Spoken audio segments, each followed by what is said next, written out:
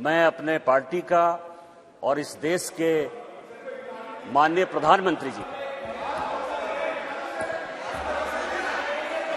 शुक्रगुजार हूं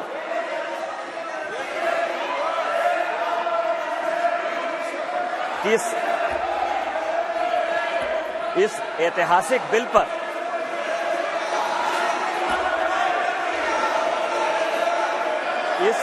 इस ऐतिहासिक बिल पर मुझे बोलने का मौका दिया। सर सी बात कह सकता है, प्लीज बैठिए। नो सर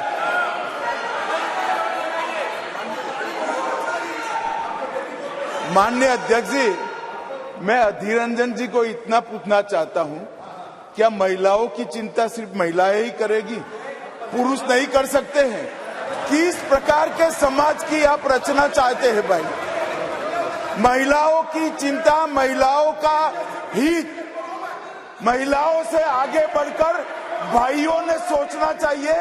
यही इस देश की परंपरा है। महिलाओं के बारे में सोचने का अधिकार सभी को है। तो हमारे साथी सांसद निशिकांत जी खड़े हुए हैं, इसमें उनको क्या आपत्ति है? उनको खड़ा होने नहीं मिला पहले, इसलिए थोड़ा जेलस हो रहे हैं शायद। निशिकांत जी। माननीय अध्यक्ष जी, कांग्रेस या उसके समर्थक दल किस तरह से लोकतंत्र का गला घोटते हैं, वो मैं उदाहरण हूं। मैं गांव में पैदा हुआ, मेरे माँ पिताजी आज भी गांव में रहते हैं। आज जब मैं पार्लियामेंट के लिए चल रहा था तो मेरी माँ आज एम्स देवघर में भर्ती है सर। उसने मुझे फोन किया कि बेटा यदि पार्टी तुमको मौका देती है तो आज इस बिल के बारे में जरूर बोलो।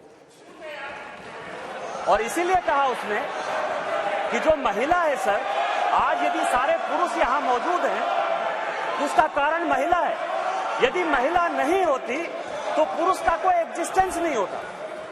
और आज चूंकि कांग्रेस की गलतफहमी है, गलती है सर, और ये जितने अपोजिशन के लोग हैं वो इतने वर्षों तक इस बिल को लेकर नहीं आए।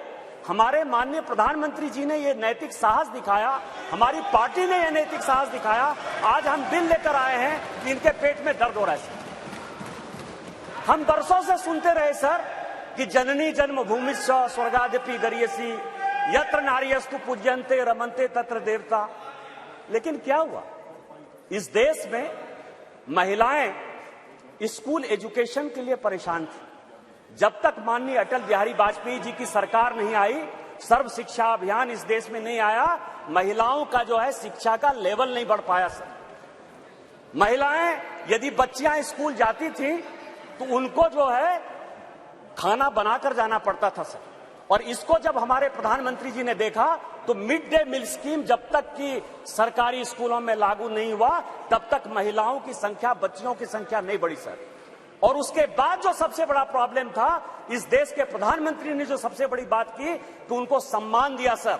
सारे स्कूल में, स्मृति ईरानी जी उस वक्त एचआरडी मिनिस्टर थी, सारे स्कूलों में शौचालय बनाकर महिलाएं कैसे अच्छा से पढ़ेंगी, बच्चियां कैसे आगे बढ़ेंगी, उसी का ये उदाहरण है। और उससे आगे बढ़कर आज जो कल से लेकर परसों से लेकर माननीय प्रधानमंत्री जी लगातार बोल रहे हैं कि सही समय है, यही समय है।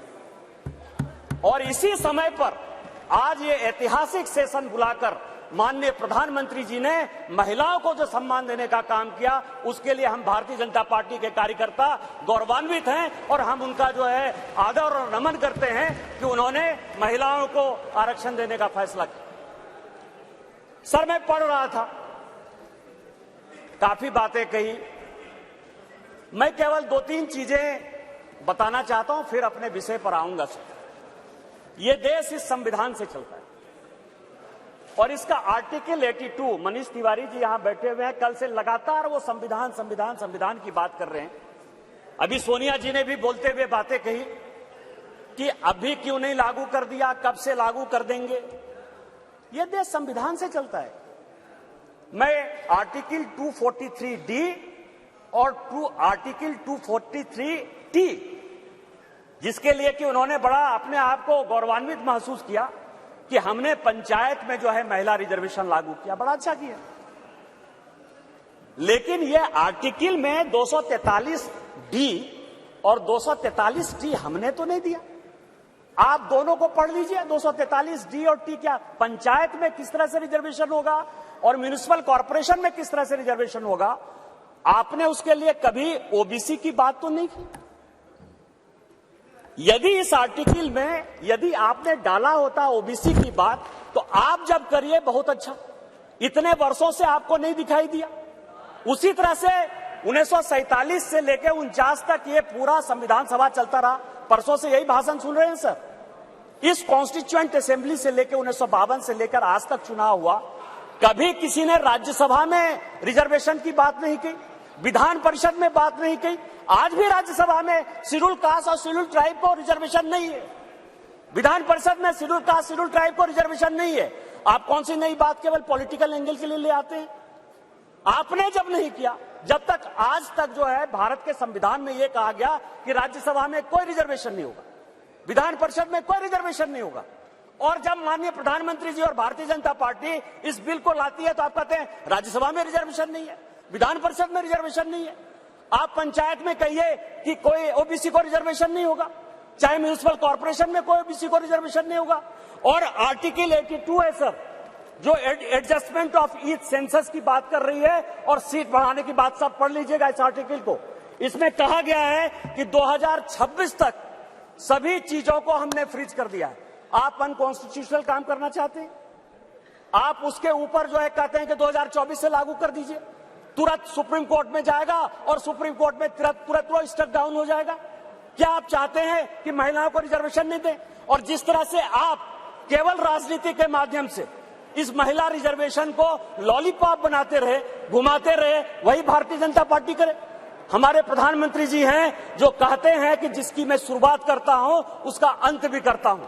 यदि ये महिला रिजर्वेशन यहां आया है तो महिलाओं को अधिकार मिलेगा, मिलकर रहेगा, दुनिया की कोई ताकत इसको नहीं रोक सकती है। लेकिन इनके यहां क्या दिक्कत है सर? इनके यहां सबसे बड़ी दिक्कत है, और अभी जितने स्पीकर बोलने वाले हैं सर, वो स्पीकर 2026 में ये आर्टिकल 82 पढ़िए, संविधान को जो है पढ़िए, जो संविधान में लिखा हुआ है कि सेंसस होगा, सेंसस के बाद डिलिमिटेशन होगा, और डिलिमिटेशन के बाद जो है हम उसको लागू करेंगे। और ये आर्टिकल 82 कह रहा है, ये 82 कह रहा है।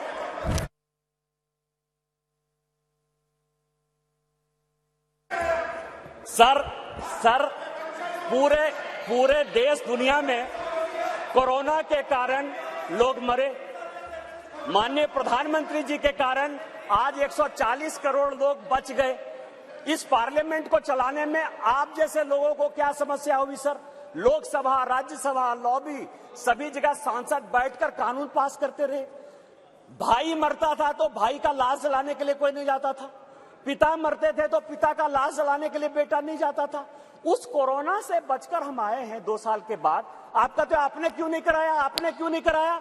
कितने लोग थे जो रोड पर घूम रहे थे, कितने लोग थे जो खाना खिला रहे थे, सारे जगह के ट्रेन बंद थे, सारे जगह की स्थितियां बंद थी। भागलपुर पूरा जो है भारत जो है किस तरह के विकट परिस्थिति में था सर?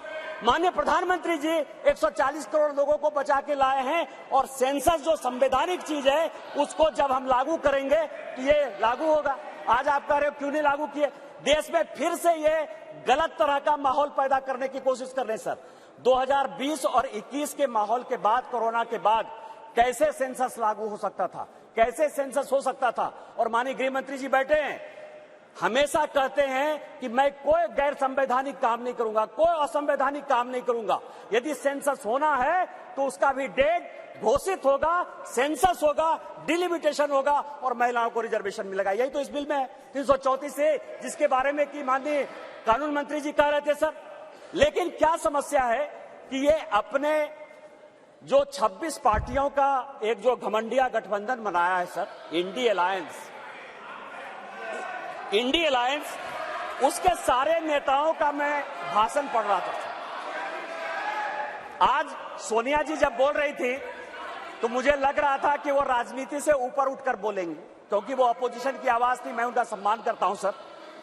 इस महिला रिजर्वेशन के लिए जिन महिलाओं ने पार्लियामेंट के अंदर और पार्लियामेंट के बाहर सबसे ज्यादा आवाज उठाई वो बंगाल की गीता मुखर्जी थी और भारतीय जनता पार्टी की सुषमा स्वराज थी। ये दोनों यदि नहीं रहती तो आज ये दिन भी देखने को नहीं मिलता। 33% यदि रिजर्वेशन लोकसभा और विधानसभा में यदि लागू होने वाला है और माननीय प्रधानमंत्री जी लेकर आए हैं इन दो महिलाओं का, लेकिन सोनिया जी ने अपने पूरे भाषण में न गीता मुखर्जी का जिक्र किया न सुषमा स्वराज का जिक्र किया।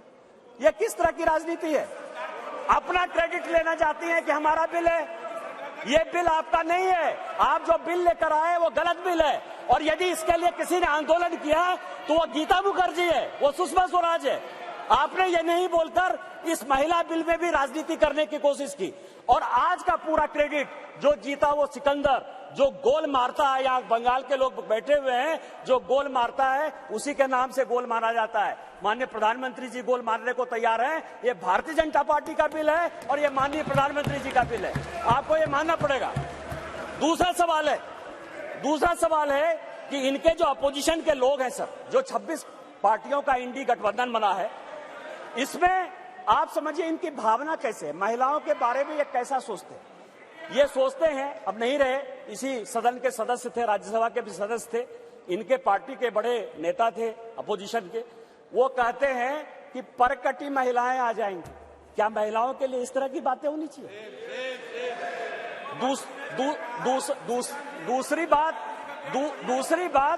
दूसरी बात जो है, ये दूसरे नेता जो है 2011 में